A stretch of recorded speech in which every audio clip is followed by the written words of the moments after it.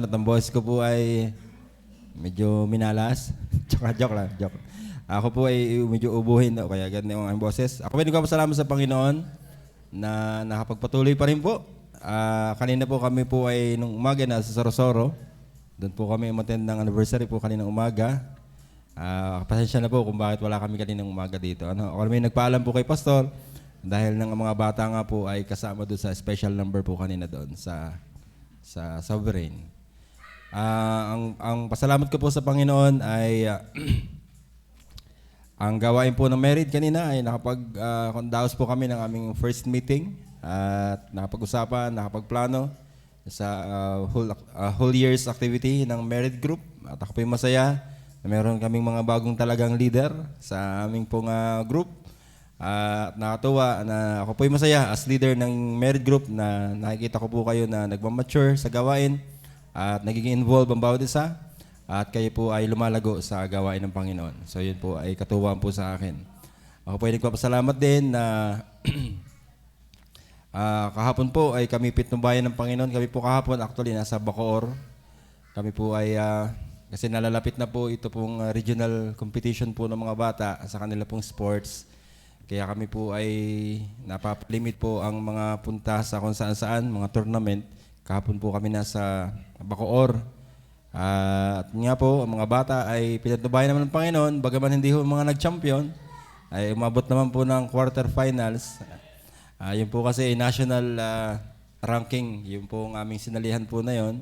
Kaya mga magagaling po talaga ang sumali po doon. Pero biyaya po ng Panginoon, ang aking mga anak ay nakakaabot din naman po sa level. Yung pong quarter final na level ay hindi po yun, kumbaga ay mahirap na level na po yun. Yung makalusot ka sa bracket ay mahirap na po, lalo't ang mga kalaban ay lahat po magagaling.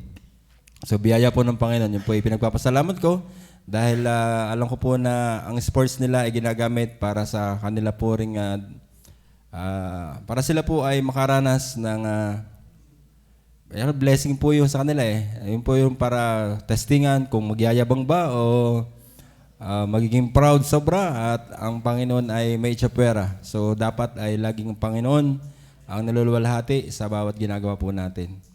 Ayo po. At kahapon po ay kami po pinatubayan sa aking pagdadrive. Malayo din po yun. Nakakatuwa po na ang Panginoon po ay talagang nag-iingat din po. Kasi ako po ay masaya din na ang aming family po ay nakapagpatuloy sa gawain. Bagaman hindi masyadong hindi kasing siguro, kasing active nung iba, pero nasa gawain, ako po ay masaya na po doon. Hindi naman po laging kailangan ay ikaw ay doon sa pinakamataas na level. Ano po? Kasi meron talagang kayang mga gumawa nun at hindi ko kayang gawin yun. Pero ako ay nagpapasalamat na nasa gawain pa rin po. Aking po magulang, si mama ay kahit paano po ay nakakasurvive pa rin doon sa kanya pong sakit. Yun po ay katuwaan din po sa akin, bagaman hindi pa rin po masyadong ayos. Mayroon na naman pong nakakapapang bukol. Although natapos na yung kanyang sessions ng chemotherapy. Pag-pray po natin si Mama na sana po ay makasurvive pa po patuloy. Hindi po namin alam kung ano mga sunod pang gagawin. After ng check-up po niya, may CT scan na gagawin. Then siguro po, hindi ko alam kung diretso chemo pala o kung ano pang procedure ang gagawin po sa kanya. Pero sana po ay makayanan na po ni Mama. At kami po ay mapatnubayan ng Panginoon din sa mga gastusin kasi hindi rin po biro ang mga gastusin sa ganitong klase ng sakit. So yun po, isa pa po sa pasalamat ko din po sa taong ito, nawa po ay mag-improve sa Bible reading kasi hindi ho nababanggit dun sa nakakatapos ng Bible sa isang taon eh. Yung Bible yati 3 taong bago matapos ang Bible. Hindi ho ganun karaming gumasa sa kada isang araw. Pero maganda yung since kumuha kami ng Bible reading guide, dinamihan na naman masyado ni Sister Willie Grace. Hindi lalo ako hindi makakatapos. Yung pag ay ginajump, yung unat dulo na lang ang aking pupuntahan. Hindi nyo naman kita eh. At least nabasa ko yung unat dulo. Di i-announce ko na ako'y nakatapos. Joke. Pwede ko po kayong lokohin pero ang Panginoon hindi ko pwedeng lokohin. Ano po? Pero sana po naka-challenge po yan. Sa amin po na may mga trabaho ay masyado pong challenging po ang makatapos talaga ng Bible sa isang taon. Di huy, kahit nasa opisina magbabasa na, makatapos lang. Pero naman po hindi rin maganda. No po? Ininakawan ko naman ng oras ang trabaho pagka ho gayon. Pero yun po, nakaka-challenge. Sana po ay mapasama doon sa mga katapos ng Bible. Nakakatapos naman po, nga lang hindi ho mapagkasya sa isang taon eh. Imisi 7 taon na ho eh. Talagang maubos-ubos eh. Yan naman yung Bible na yan. Ganyan kadami. Ayun po, si Mrs. po bumili din ng kanyang Rainbow Bible. Baka makakatapos. Nakabili ng Rainbow Bible. Baka makakatapos na. Libre highlight na pala yun, ano? Kasi may kanya-kanya na pala yung highlight. Ang bala ko rin na bumili, yung LGBT. Para yung malalaki, giant print na. Yan po, sana po, maging ang mga anak ko, sana po sila ay makatapos din ng Bible reading. At nakita ko naman po, masisipag po sila magbasa ng Bible. At nakatuwa naman po na yung magkapatid ay tingin ko po, hindi pumapalya na nagbabasa ng Bible bago matulog. At may mga sinusulat sa notebook hindi ko alam kung ano mga pinagsusulat. At may pinipicturean pa, sinesend yata sa GC yata yun eh. Sinesend pag sa GC. Yun naman na si Mrs. naman, pag hahawak na siya, ano naman gagawin sa cellphone? Magsesend lang naman po nung binasa. Ganun po kasi sila ka-controlled sa cellphone. Ano naman gagawin? Kasi lagi po sila may password. Hindi man nila lang password ng cellphone. Mami, pa-open nga po. Ano naman gagawin sa cellphone? Laging ganyan lang ganun tanong. Pero sila naman talaga, ang gagawin ay hindi kung ano lang. Kundi nga po, minsan sa assignment, sa school, o kaya ay sa pagbabasa nga ng Bible. Yun po yung nakakatuwa naman na may disiplina po yung mga bata. Sana ma-maintain po nila. Sana hindi sila magsawa.